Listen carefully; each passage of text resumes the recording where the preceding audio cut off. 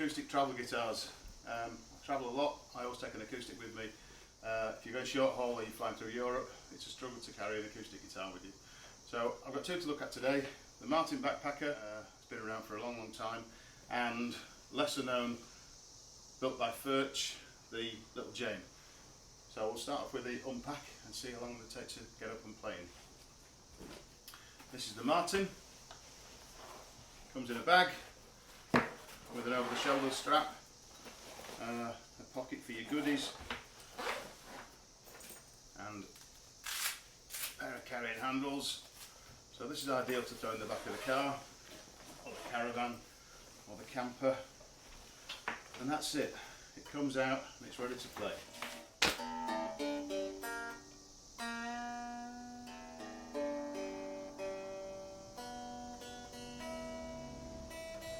Usual soft bag problems, anything that catches the tune is going to knock it out of tune, but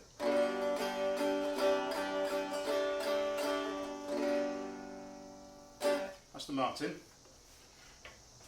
which took all of 5 seconds to get out of his bag. This is the Little Jane. A bit more fancy, but actually this is going to cause you less trouble when you're flying with it, because it fits in to the dimensions of even the meanest short haul airlines. So even Ryanair and Jet2 can't complain about this because it fits within their size, their dimensions. And they can't ask you to stick it in the hold. So this is a bit different, it takes a bit longer to get out. Normal size, it's actually a mini dreadnought body, it's like a parlour size guitar. That's the headstock. And that's the neck.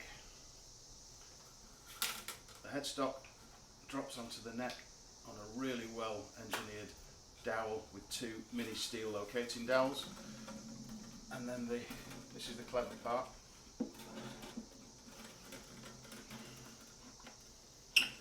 And the story goes that the guy who designed this guitar, these are all hand built guitars, and the guy who was building these guitars had a friend who had a motorcycle and sidecar, and he wanted a guitar to travel with, so he said, could you build me something?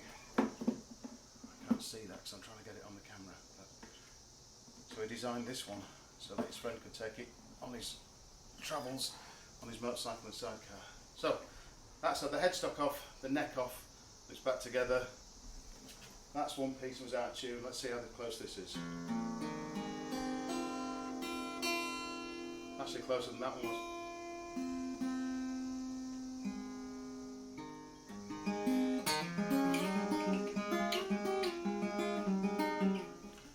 Okay, to a bit more detail. This is a 24-inch scale length. It is a 41mm nut, so it feels kind of like it's maybe a little bit slimmer, but it feels pretty much like an acoustic guitar. It's 15 fret, but kind of 12 fret to body. I don't know, you don't know where the body starts, so maybe it's 15 fret to body, I don't know. Tiny, tiny sound hole, spruce top and sapele mahogany back, sides and neck. It's got nice smooth sealed tuners on it, and acoustically it's never going to be great, but look at the size of the body. So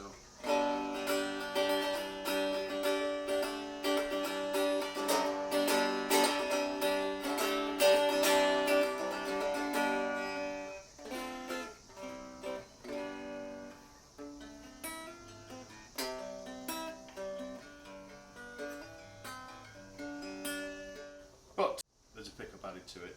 Martin don't do this. This is a Seymour Duncan Duckbucker, and I think with a pickup and the surround and a pot and a knob and a little bit and a jack, a little bit of soldering knowledge, it takes maybe £150 to add that to it. So if you've got a travel guitar, you may as well have a travel amp, and that's my favourite, which is the Positive Grid Spark Mini, which is USB rechargeable.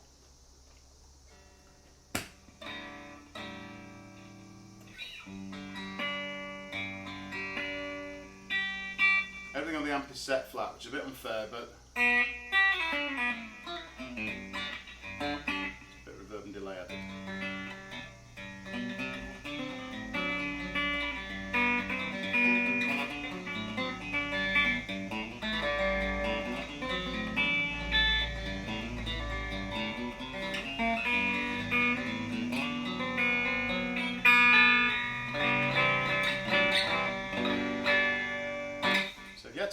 plug-in, you could do. It's really easy to use. It's very cheap. These are about £320 to buy, brand spanking new, and as I said, about 150 to add the electrics to it. So for under £500, you've got a guitar with a strap and a pickup that you can use. I know people who try to pitch under the saddle, and for some reason it just doesn't sound great on this guitar. I don't think there's enough tension over the bridge to make it sound good. Obviously that's a magnetic electric pickup, but it's actually quite an acoustic sound.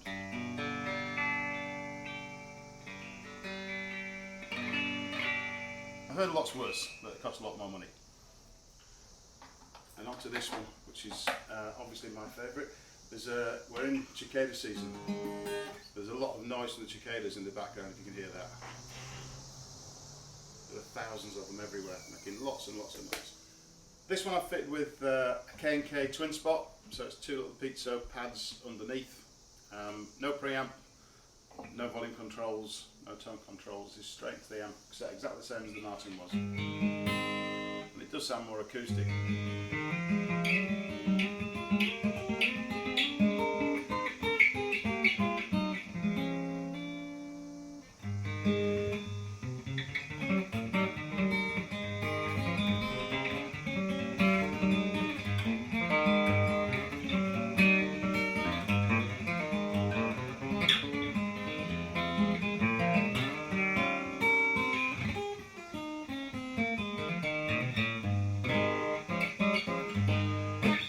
This is a slightly longer scale, 24.5-inch scale, so it's getting nearer to normal feel. It's a cedar top, which is it's a really nice piece of timber, nice cedar top, and this is also mahogany body and mahogany neck. There's locking tuners. It's got locking tuners on there, and it has a captive nut and a 0 fret. So once you put your strings on, and they're through there and they're locked in place, even when you take the neck off, they stay exactly where they should be. It's really nice hardware. It's an ebony fingerboard, it's an ebony bridge. I think it's actually Sapele. I think the body's actually Sapele, which is mahogany family. Black binding, and then a kind of, well, it's meant to be a tortoiseshell, but it's more black than tortoiseshell. But it's kind of got the vintage Martin look, but it sounds great. This sounds absolutely fantastic. And about the only downside is that it costs quite a lot more money. So this guitar is around about £1,200 to buy, and then about £150 for the K&K pickup. And if you can't fit it yourself, you've got to pay something to fit that. But apart from that, this makes a even unplugged.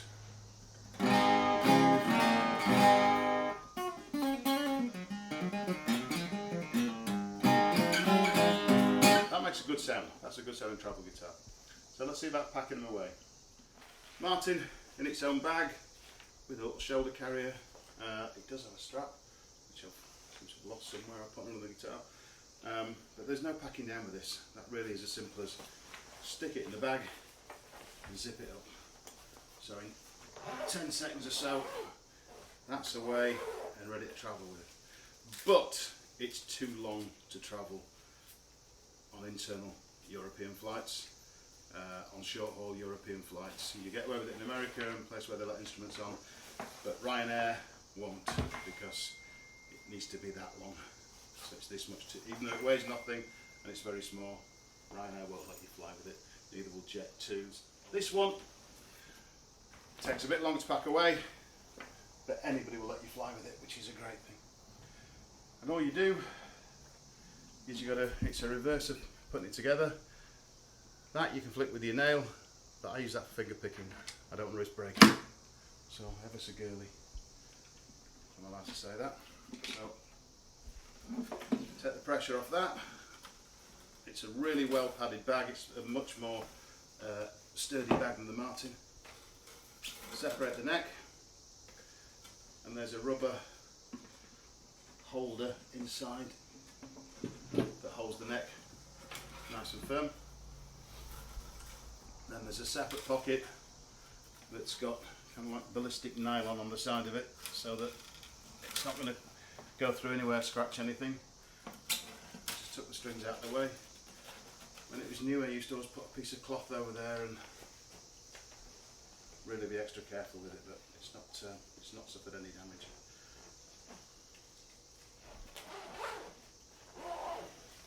So that zips up, and in kind of around about a minute you're all done.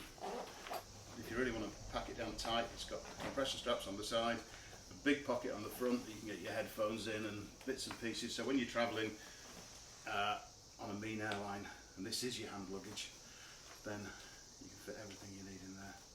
And that's it. Pair of useful shoulder straps, which really are good if you're walking or you're, like I do, riding a motorcycle. If you don't want those, they can pack under there, and then it really is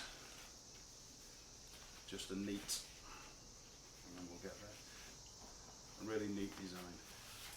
The other clever thing about this is if you're going with normal travelling wheelie luggage, then